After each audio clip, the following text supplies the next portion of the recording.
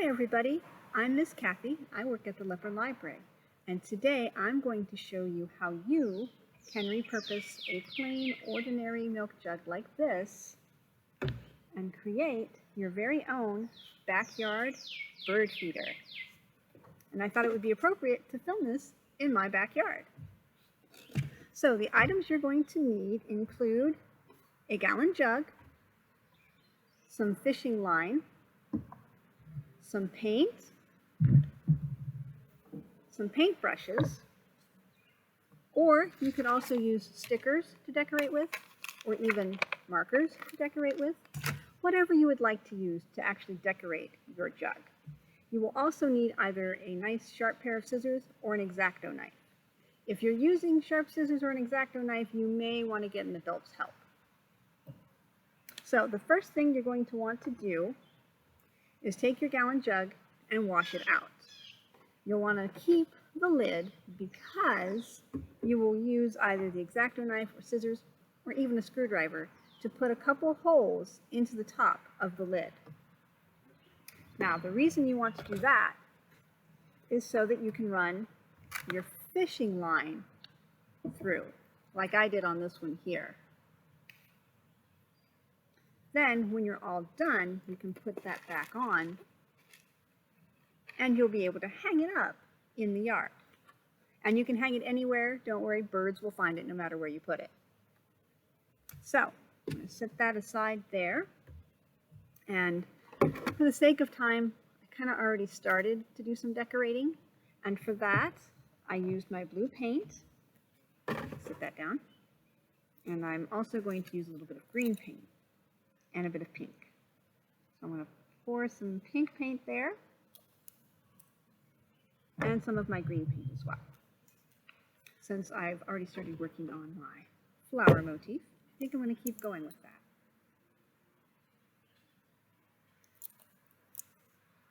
that. So I'm going to just paint one side to kind of show you what we would do. And again, you could use anything that you want to use to decorate with. And you could put, like I did on this one, some clouds and a sun and some flowers. You could draw Spider-Man on it. Anything you would like to do. So I'm going to turn my jug like this and just put the paint on it.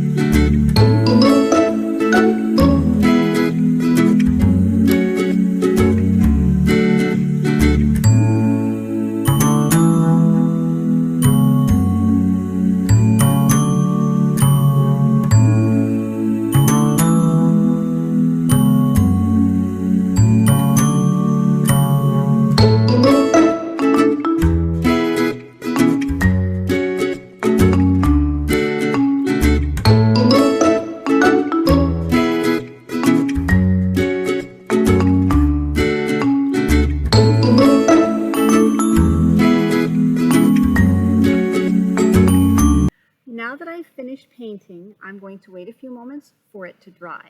You'll want to make sure that you wait a little while for it to dry before you actually turn it over and cut out the square. So that's a good time for you to go and make sure that you have plenty of birdseed, and also to maybe scout around the yard and find exactly the right spot to put your bird feeder.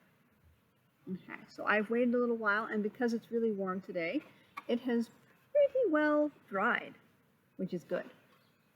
And like I said, I did this side before, so it's completely dry. Now I'm going to flip it over, and if you've noticed on these lovely little gallon jugs, you almost always see the label. Well, you have two options. You can either paint over the label, which I actually did on this one, and you can hardly see it, or you can do like I've already done and make that the spot where you put your opening for the birds. Now, for the sake of time, I decided to go ahead and pre-cut it. That way you weren't stuck watching me paint and cut through plastic, because let's face it, me cutting plastic, not that interesting. But just so you can see how you would do it, you would take your X-Acto knife, and I have a little slightly fancy one here, but you can use a pair of scissors as well. And you would start and cut through very carefully. And I decided on this one I really wanted the opening to be just a little bit bigger. So I'm just going to cut across, and then I'm going to cut across here, and it fell in. So I'm going to move this, get this piece of plastic out of there, and show you where I've cut. And this, you want to make sure that you don't cut all the way down, because then your seed, once you put it in, will just spill right out.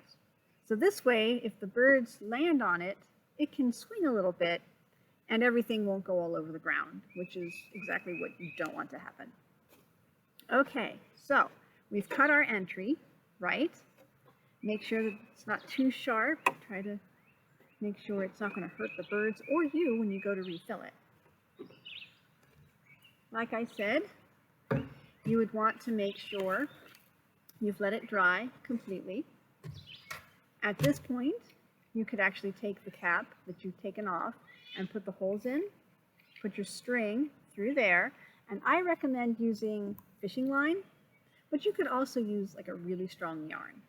It's just with fishing line, I know that even if it's a bigger bird or possibly a squirrel, it's not going to break on it. So you'll want to make sure, like I said, that everything's been rinsed out before you do this, including the cap. We'll put the cap back on, and you want to make sure you get it on straight so that there's a good seal. So if it does rain, it won't rain in and drip into your seed. Now, I have a little bit of seed in there, but I've decided I need to add some more, right? So at this point is when you go and you grab your bird seed, you take this, you flip it over, and then you just pour some in. Now you don't want to overfill it, because then it will spill out once you set it up. So lay that down there, and I see my cats and my dog have made their guest appearances. So they're probably excited, waiting for me to make something for them. So you'll turn this over gently, and you can see right there we have some bird seed. Actually, I use sunflower seed because I have my little cardinal friends that I want to take care of. And just like that, you have a bird feeder. Thanks so much for joining us, and I hope you make some lovely bird feeders for your feathered friends in your backyard. Bye!